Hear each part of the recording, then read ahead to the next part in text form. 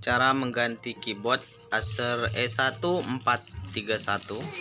Ini udah ada keyboard yang barunya. Nah, untuk pembukanya, keyboard lamanya kita buka cukup pakai obeng yang ujungnya seperti ini buat nyongkel. Teman-teman perhatikan di atas sini ada kayak penguncinya ya. Sini ada 1, terus sini ada 2, 3, 4, sama duduk di ujung satu lagi. Nah, di sini juga ada di samping-samping. Jadi kita congkel semuanya. Nah, kita congkel pakai obeng tadi, atau penyongkel yang lain juga bisa. Kita congkel pelan-pelan.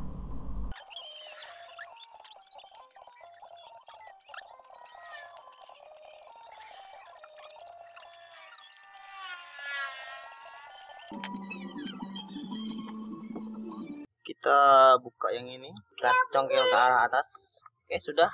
Untuk pasangnya kita tinggal masukkan kembali kipas. Kita masukkan kabel fleksibelnya, lalu kita kunci. Kemudian kalau sudah, nah ini ada ujung di belakang-belakangnya, kita masukkan ke lubangnya.